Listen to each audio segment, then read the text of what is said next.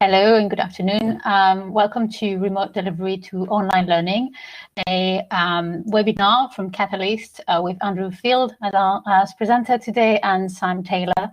If you want to talk about this session, it's hashtag #CatWebSeries and it will be available online later as well.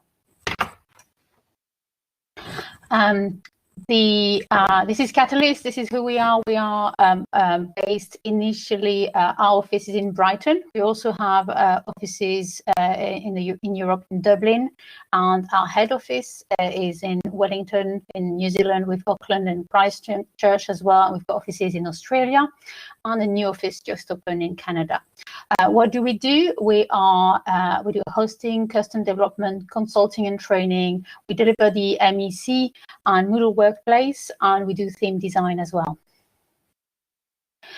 So we are over 300 staff worldwide, about 40 staff in the UK and Europe. Our expertise, as I've just mentioned, range as a Moodle Premium Partner and Totra Platinum Partner and Mahara Business Partner as well. Through education, business training, we do pedagogy, site setup, configuration, project management, theme design and solution consultancy, and we help with development and system administration as well. So if you need anything, just talk to us. Okay, so I'd like to introduce Andrew Field. So he's Andrew, myself and Aurelie, we knew each other before Aurelie and I joined Catalyst, and it's just wonderful that we've moved somewhere where we can actually continue to support people in the community like Andrew. So he's the e-learning manager for Cambridge Assessment International Education. Catalyst work with Cambridge Assessment. We do hosting for their 8 Moodles, 3 Totoras, 2 Maharas, and a portal site where some of these sites can be accessed through a single sign-on. We support them with custom development and workflows, and also some consultancy and training. So I'd like to hand over controls to Andrew. Great, thank you. And just to mention on this specific slide as well, the great thing that we encountered during this very difficult time is that we have our Moodle hosted sites, and they've been working really well with Catalyst as our provider. But the key thing there, as you can see on that graph, is that our usual sort of usage for the specific site that I manage, the one Moodle that I focus on fully, our classroom Moodle, normally has about 50,000 accesses each month. And at the time of the pandemic, and this not hugely detailed graph, but it gives you the rough impression, it just scaled up. It brilliantly, we were able to mention to Catalyst that we expected things to get a bit busier, and it scaled up to over 1 million accesses with no downtime at all. Now, that's not a paid for Catalyst advert. That's me genuinely talking about the scalability of Moodle, the great platform we've got set up with AWS hosting and all our support from Catalyst. It just meant that because the planning and preparation was there beforehand, when these very challenging issues happened, we could actually keep our sites going. And we're delighted that no downtime, it kept working. So really pleased with that. There's a quick question about how we count Moodles. So these are specific separate sites. So, I mean, I don't know if you want to do a quick description. Of course. So I work for Cambridge Assessment, which is part of Cambridge University. And the specific part of Cambridge Assessment I work for is the exam board that provide assessments for over 10,000 schools all around the world. So Cambridge International is our sort of shorter name. What we do is we used to have a number of separate Moodle instances. So this is like a site for our learners, a site for our teachers, a site to train teachers, a site for examiners. And what we've done is have these as separate instances, and then we've cleverly and gradually, with Catalyst's help, merged some of these into a portal site. So one person logs in and they're shown all of their materials that they're enrolled into, and they get the impression it's one site, and it's a number of different Moodle instances. And the additional ones you can see listed there are where we've got sites tied together. So for a learner who logs into the area that I look after, they see a link to a course, but actually that's a blended solution of a Moodle with a Mahara and additional tools added in. And we're starting to look at a few other additional items too, as other parts of Cambridge Assessment come on board. And that's where we're going into other tools as well that you can see listed there.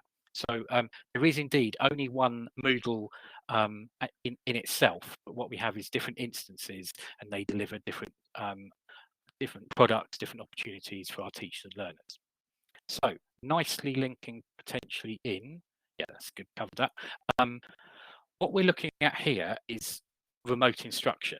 So schools around the world, teachers around the world, parents around the world had to respond to the pandemic, where they were told to stay indoors, no schools were available, and a whole range of different solutions and immediate requirements around the world. But what we seem to have encountered was immediately things were turned to remote instruction. There's a sort of quite a famous image that went around a few months ago. This young learner here didn't exactly respond too positively to his 40-minute remote instruction lesson. But what we've seen many people do is respond to the emergency, the crisis, by not moving to online learning specifically, but moving to using tools so they can continue to deliver lessons in the way they maybe previously did. Now, that's in no way to denigrate those massive efforts and all the great work that's been done, because a huge amount of effort maybe for a teacher less familiar with online instruction or any of these tools that have been suddenly asked to use. But what a lot of schools have done is responded to the crisis with many live lessons. So they felt, well, normally I'm in class with in school with 5 lessons a day or 6 lessons a day, and I need to replicate that. And we've seen a huge range of different ways of responding to the crisis. But actually, it seems to be emerging that you simply can't do live lessons the whole time. Teachers are not babysitters. Teachers are people who are to inspire, lead the learning, support learners to become even more effective. And what happened at the start, because there's an immense need to provide tuition, provide information, provide things to do, is lots of people were sent sort of PDFs, worksheets, requirements to be online. And I think where there's been the most successful responses is where people have realized actually that's maybe not the best approach. So a blended approach, a way you can move things on a little bit further. So this was a sort of little snapshot right at the start. We thought, right, well, we've got to keep teaching, we've got to keep offering materials. This is what was begun with. And then we consider what is really good quality online learning. And this was established well before any sense of the pandemic. But actually, effective online learning does continue to contain many of these things. So where you've got carefully curated and created materials that you've set up ready for learners to use, not synchronously exactly the same time, but actually looking at when it's appropriate for them. So self-paced materials, where you've completed something or watched a video, you've been given time to reflect on it. Here we're talking much more about reflection and review. So high quality online learning materials already existed. They're ones where you've had, as we got mentioned here, these formative feedback loops where you have a go at something, you attempt something, can then get a response to that, and then you're using the tools to help you improve further. The best of these, where there's engaging use of technology and where you're making added value use of technology. So here where the technology is enabling you to do something you couldn't do in a standard classroom. And so what I want to talk about this afternoon, and sort of the time we've got for this, is to talk about the difference between where people had to do an emergency response and where now, with an opportunity to do even further, perhaps we can explore some further things. So the key part here is that remote instruction does not equal online learning. For those in the UK, I for a little bit thought this was the British Rail sign, but I'm not sure it was quite used to be that. But what we're talking here is that remote instruction is an entirely different thing from online learning. It's really important that as people evaluate what's happened in the pandemic so far, as people consider how effective it's been, people need to be rewarded and congratulated and actually appreciated for the immense effort that's gone into remote instruction. But in no way does that mean you've ticked the box for online learning. And it's not to do anyone down for remote instruction, but it's for us to make sure that we can identify what are these differences between teachers who've absolutely tired themselves out, delivering lesson after lesson after lesson with sort of maybe a crowded room of learners. And those people who use Teams and things might have seen the latest features where you can have 49 people on screen at any one time immediately. And that's literally come from a requirement from schools to be able to see everyone on screen at the same time. And whilst you can understand there's sometimes a need for that, actually, if we can take our time to consider what has the best impact, what has the real power of the learning, that's where we see where we can push a little bit further. So the thing we were going to do now, and it may end up being a bit of a discussion just between sort of us who are right here, right now, but I'm sure a bit later we can continue following this up on a Moodle forum and things when this gets embedded. But wanted just to take a moment to consider this. And I think Sam was going to say something. Well, yeah, it's just so those of you that are able to talk over a microphone, it'd be lovely to hear what your experience has been so far. But also those that can type in the chat box, it'd be lovely to hear from you how it's gone where you've worked. So the experience from remote instruction to online learning and how your colleagues have got on with that process. It'd be really lovely to hear from you.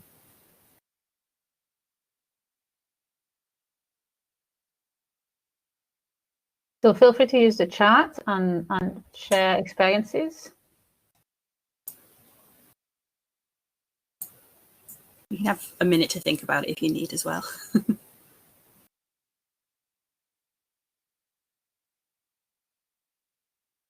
Put my camera on as well. My colleagues want to as well.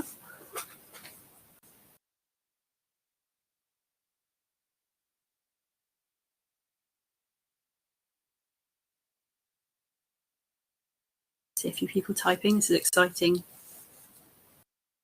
It's always like waiting for what's typed.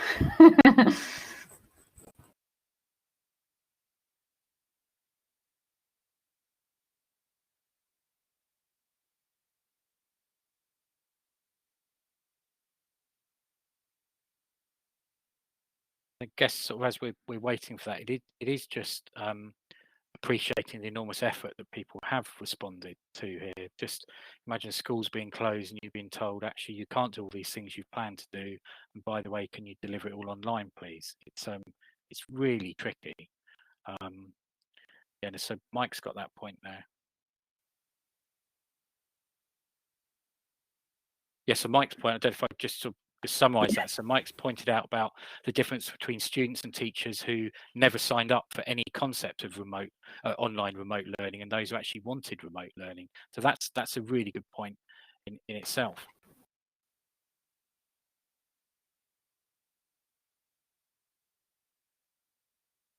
So is it a question of managing expectations?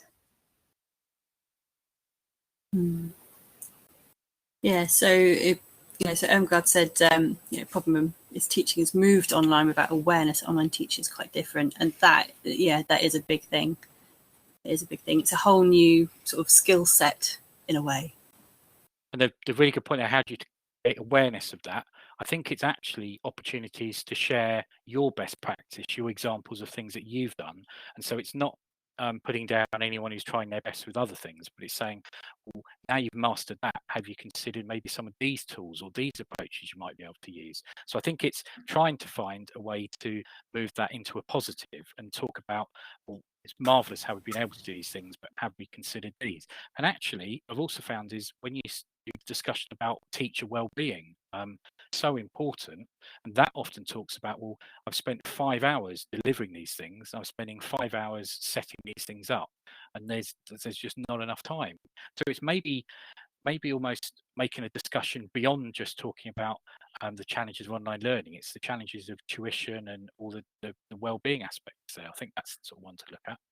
And another one Mike's just picked up on is pretty much everyone's experienced face-to-face teaching. Not many have experienced online learning themselves. So having to go from, okay, I'm really comfortable in the classroom, now I've got to teach online. How do I do it? I don't know. I'm just going to do what I think it is. I think that experience of being on the receiving end That helped me helping educators, because I've done online courses myself. But if you don't have that experience and what works, what doesn't, depending on subjects, depending on what's trying to be, taught in this case.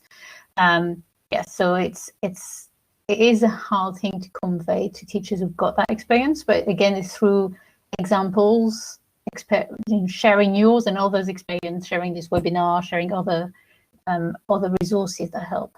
And the other aspect there as well is where the audience you're talking to isn't just the learners in their home. It's quite often the parents are nearby, offering their viewpoints and sharing their expertise, which sometimes genuinely is expertise. But as one colleague based in India told me about their schools, that they actually had to come up with a way of managing parents as well. So they gave a few courses and suggestions, and she did it in such a beautiful way, so it turned it into a positive. But she was saying how you then had teachers delivering sessions for learners, and then learners sharing the examples with their parents, and the parents wanted to know a little bit more. So it's actually turning what is an awful situation with all the health aspects into a really positive opportunity for teaching and learning.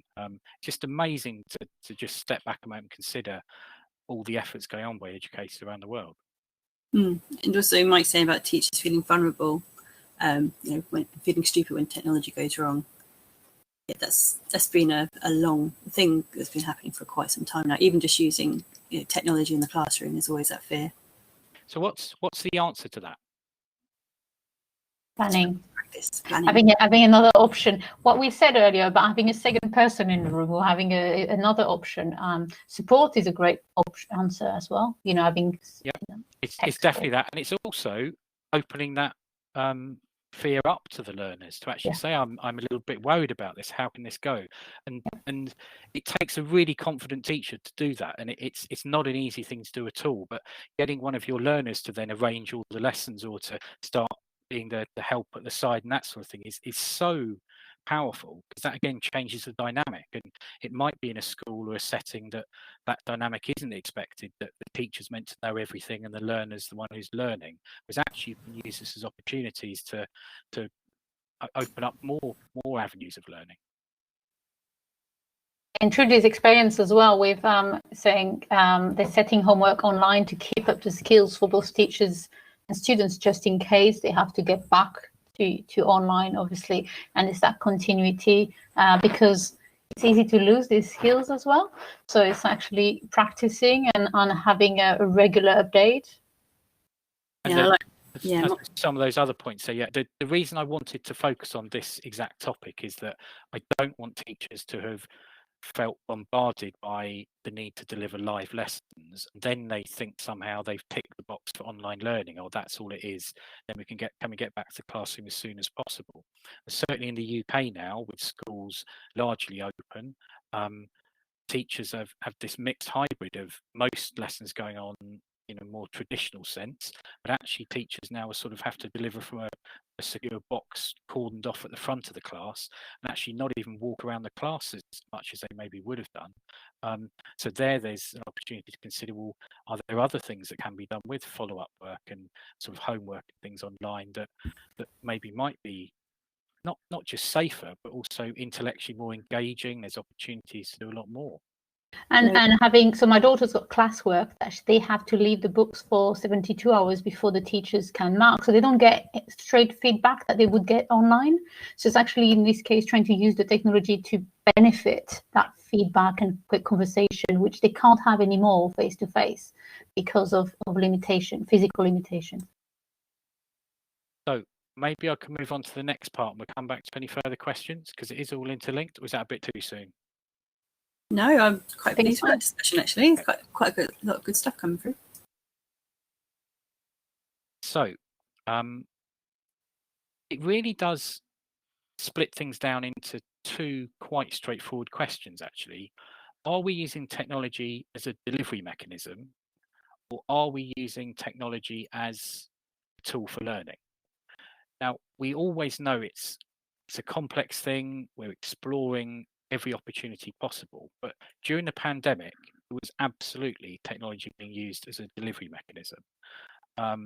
And sort of some of the points that Mike is making in the chat right now is so important as well, where if students, especially university students, paying expenses for their education, if they are given substandard offers or less than they're expecting, quite rightly they are exploring ideas and seeing what they can do. So currently, I think if we were to simplify things, we could look at by saying this was the immediate emergency response. Then as we look further, this is what we can do for the really effective use of technology as a tool for learning. And it also allows teachers to really focus on their expertise.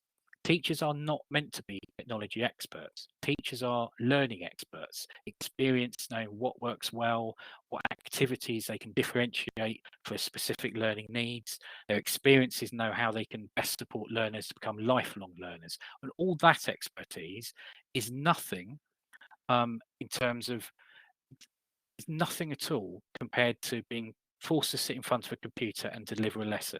How can you effectively differentiate there? How can you effectively respond to learners' needs? And the way to do that actually is to use technology as a way to help you. So considering what learners potentially do want, I was considering what my daughter or son would have said the moment they were sent home from school, and sort of just thinking, actually, what do learners feel they need? We've got a list here. So they do. There's potential thinking that actually, I need the latest device. I need a magnificent internet connection. What I really want to do with this is have lots of things to watch. I want to have. I definitely need a space to work, and of course, I want to be safe and secure. And also, I want to make sure I pass my exams, my qualifications.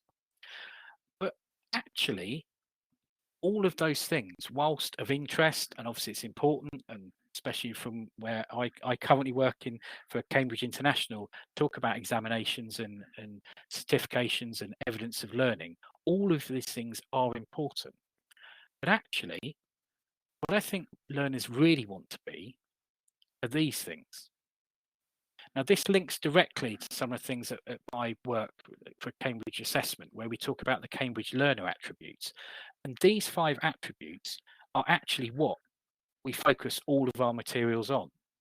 And when I was doing an earlier webinar, right at the start in March time, we took a moment to appreciate that all of these skills, even though they were codified and written up and put into documents years ago, these are still immensely important for today's world. We want our learners not to be stuck at home, not willing to communicate or share things. We want them to be confident. And technology at this current time is a way to allow learners to be confident, and not just arrogantly confident in terms of a webcam and showing off. We're talking about someone who's got access to materials and is realizing that they can study effectively. An opportunity for learners to read significantly more and share their views, share their ideas. Being a responsible learner here, more than any time, is about respecting and appreciating the challenges that everyone is facing. So again, whilst Cambridge syllabuses and other materials focus on these things, this has nothing at all to do with technology. It's about being an inquisitive and effective human being. The requirement to be reflective. It's very challenging to reflect on current conditions or current challenges that you're facing, especially if you're expected to be doing live lessons the whole day. But if one of your tasks maybe starts as a live lesson, and then you're told, we don't want you on the webcam for the next 4 hours. Instead, we want you to put together a response to this question, share your ideas, post them on a Moodle forum, post them as a submission, and we'll get others to look at that and peer mark it and explore those things. It allows reflection to be built in. The innovative concept. Well, teachers, everyone around the world has been forced to be innovative, but at this time, it's really important also to take a pause and actually think, wow, we have actually delivered a huge amount of things. And being innovative is trying things out, is exploring ideas, is sharing different things. But what we really want people to do there is to reflect on that and say, well, here's something we've tried, here's how we could do it better, here's what we could do further. And immensely importantly, that learners are engaged. I really, really worry about some learners who maybe weren't fully engaged in a traditional classroom, have then come to online learning or well-structured learning online and benefited hugely. Then maybe looking to return back to a classroom where they're even they wish they were still doing the online learning materials. So the engagement of learners, again, it's about having conversations with learners about the challenges they face, but also what has gone better, what has worked well. And if learners have found ways to access their learning in different ways, we as educators, we as teachers need to listen to that and identify ways that you can make use of technology effectively. It's really important. So we're talking about high quality teaching and learning, and this existed before the pandemic. Really well provisioned learning materials online work regardless of the location. It's not about the technology, it's about the pedagogy, it's about what the impact of the learning is going to be. It's where you're set a task where there's a myriad of ways that you can complete the work. You could submit it as a project, you could produce a Mahara e-portfolio, you could produce a video response, you could produce a screencast, you could do anything at all. And use of, as we just got there, video explainers or discovery journeys, this being able to track progress using technology is enormously powerful. And it also encourages learners to be independent, to be set maybe a challenge. And in a class situation where they've normally been set a task for 20 minutes and then told to move on to the next one, here you actually get an opportunity to do different things. So things that maybe often learners might have used to do sort of at university level or beyond.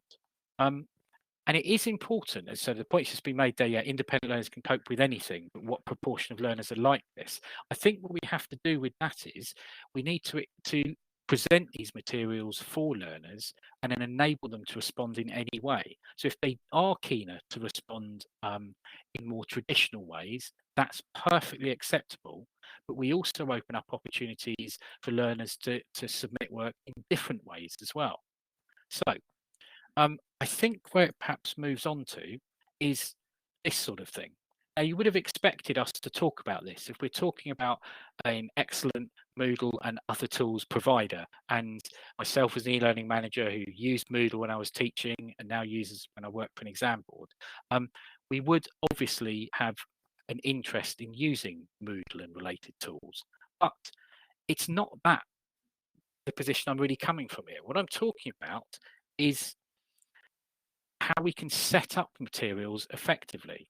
So some of the best feedback we've encountered and listening to schools, responding to schools who've explored lots of different ways, is something along these lines. Now, everything has to be done according to the school's context, your requirements, what's available. But having live introduction where you actually see the teacher and it is a live session is a great way to introduce something. Now, we know the LinkedIn courses and similar things that often have a live video, or not a recorded video feed of the expert. It's a similar thing here with these sessions. It is important that we retain the impact and immediacy of the live introductory materials. But that needs to be an hour at most. That needs to be an immediate, accessible thing where things are introduced, exploring how everyone is, what can we do further, here's what we're focusing on. But after that, you can then use LMSs like Moodle to present, here's the requirements, here's what we need to do. And that allows learners to realize that they're part of this. They're not just going to be spoon-fed materials in a traditional classroom. They've actually been set tasks to do. There's opportunities to complete work in a traditional way, but also to complete work in completely different ways. And it allows us to open up discussions about well-being. So if there was a lesson, sort of a week where you're doing some focus, maybe some history work or some computing work or something, a live introduction at the start, then you'll set all your challenges, but then midweek you have a live session again. But you don't talk about who's done task X, Y, and Z. Instead, talk about how everyone is. How are you doing? Now, some might say, oh, we just don't have time for that. We can't ask our people, oh, we've just got to get on with it. But it changes the dynamic of how the lessons and the materials are being delivered, because then you can talk effectively about how can we support each other. Are there better ways of doing this? The absolute best question a teacher can ever ask at the end of a unit or the end of a lesson is, how could I have taught this better? It is so powerful, and you have to be quite confident in what you're doing and willing to accept some quite direct feedback from some learners, but involving them in the process too does allow you to do a huge amount here. So what I'm suggesting is that this blended model that is really easy to talk about, but challenging to implement, has to be a mix of live materials. Then you step away from the computer, step away from the live video feeds to actually do the work. Then you come back on to review and reflect and see what can be done better. And tools like Moodle are fantastic for that, because you can have your even try it properly, you can have your big blue button materials and other tools too embedded into your Moodle courses. Then you can have all the tracking, the engagement, all of these different tools built in here. And the reflective part of that is better next steps, or I used to use was what went well and even better if. These little things where you just encourage people to think it's not just about producing work. I've done 16 pages. It's, well, how good were those 16 pages? What can we do to make that better? So that comes down to my favorite question. You've listened to me saying, yeah, and so that's great. Thanks for that. But so what? Well, actually, it comes down to this. So these are just a few grabbed examples of online learning tools. All of these could be used for remote instruction. Down the bottom left, you've got a quiz that I created many, many years ago that I used to use in the classroom. But because I could adapt it to become a SCORM object, where it would record the scores that people had completed, that built into your LMS means it's not a live delivered activity. You open it and give people a week to complete it. You can use the LMS to empower your learning. The middle thing at the bottom there, that is a new feature of Zoom, which allows tools like Kahoot to be embedded directly into the Zoom. They were called Zoom apps, and they've brilliantly called them Zaps for some reason as well. But again, there, it's about, this is a live activity, but how great would it be for the teacher to say, well, this is us doing it live, but now I'm going to open up access to this for the next week and track it back to Moodle. The tool on the bottom right-hand side, this Mentimeter tool, which is like a survey tool, really, really good for sort of workshops and gathering a sort of quick view of how things are going. This is where you can open up a poll and it builds an automatic word cloud. But here, you don't do it immediately online, because the moment you ask someone a question in a live lesson, the pressure's on them. But if you say, I've opened this up now, it's open now for the next 2 days, please submit your ideas, it becomes far more useful. And the tools across the top right here, Miro is a really good collaborative workshopping tool. But again, it doesn't have to be all done at the same time. You can open up the board and anyone can access it. You can sort of log them in and limit access and things, but any people you want to access can do it at any time, and it tracks and says who's done what, where the updates have been. A use of OneNote, again, if your school or provider is using tools like Teams, a OneNote book can be added to those so people can annotate and share their ideas, but at different times. So this top left one, this comes from a brilliant teaching colleague I know, who's put this up on her board, and they span this around to say what the next questions and topics were actually going to be. So you deliver this live, but then it then forces on, not it forces, no, it encourages the next activity. So when they span this, and it said that they had to give 1 fact about the act of settlement and 2 facts about other things, it engaged people a little bit more. Now, all of these things used appropriately are where technology is adding value. That's the really important thing. So it's vital we consider the effort that goes into this. It's really important we consider what is realistic and what adds real value. It's very challenging for a teacher to be told you have to produce these packs, you have to produce these materials, it's the absolute requirement. we must build in the sense of well-being for everyone involved in schools and teaching around the world. What is realistic? What is going to make the real difference? And it's really important we're allowing our colleagues to have these conversations, to actually consider, well, do I actually need to do live lessons? What's the impact? Can we do it in a different way? Can we use tools like Flipgrid and other related tools where we have a video introduction and then people can share their views and comments afterwards?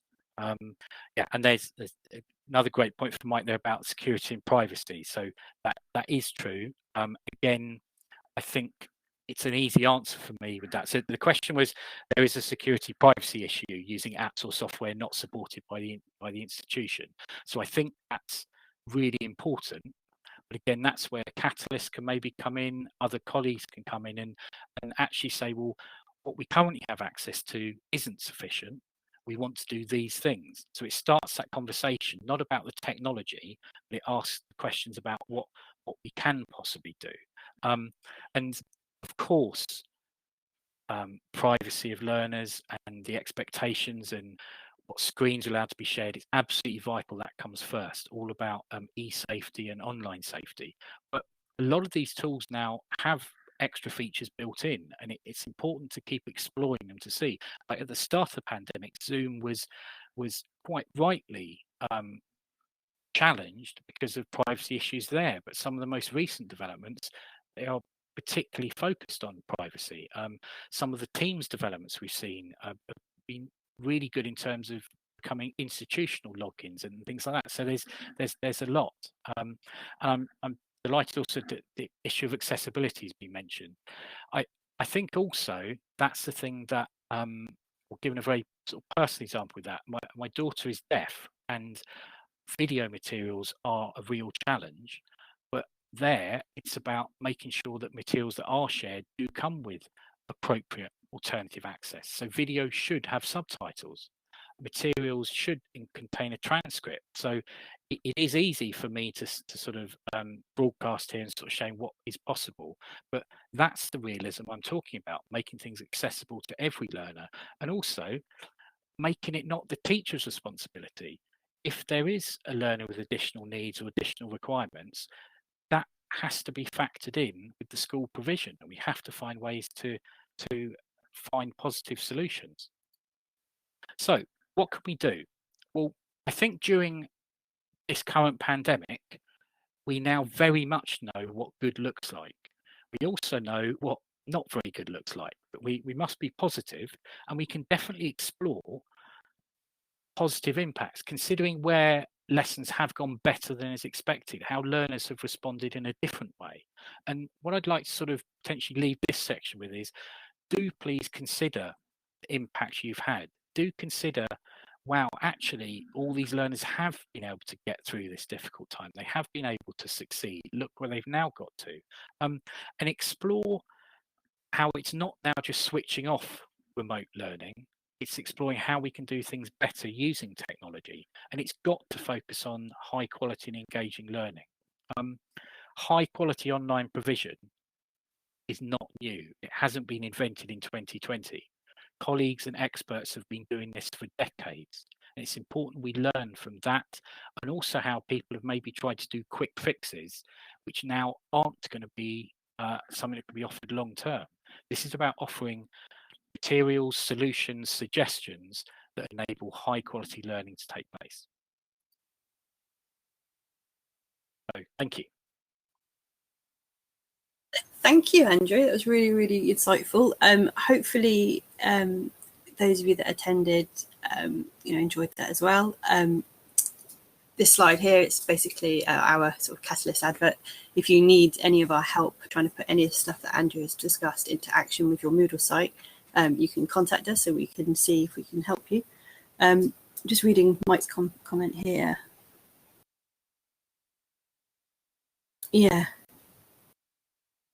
Yeah, and it keeps changing, doesn't it, Mike? It's a changing picture and landscape, yeah. Yep. You plan for one thing and then something else happens, and then next thing you know, London's in lockdown again. It's all over the place at the moment. It's as my frozen, fascinated daughter would say, it's about doing the next right thing, the next best step. What is the next thing we can do?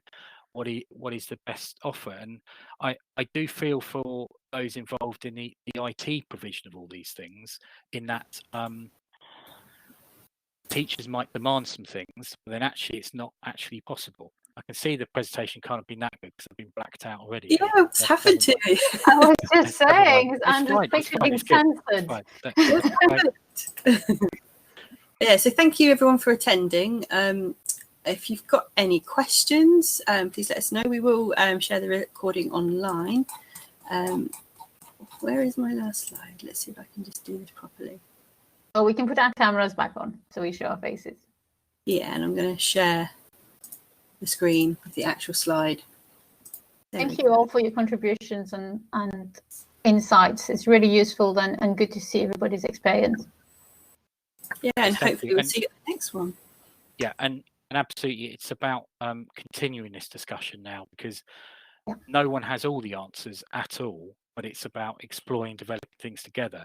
It's that ethos of Moodle, actually, where people working together to create better materials, better resources for everyone to use. That's what awfully makes this very challenging situation an amazing opportunity as well, sort of trying to make the best of everything and providing learning opportunities for everyone. Thank you very much, Sam and Andrew. Okay, thank you. Goodbye, everyone. Stop the recording. Have you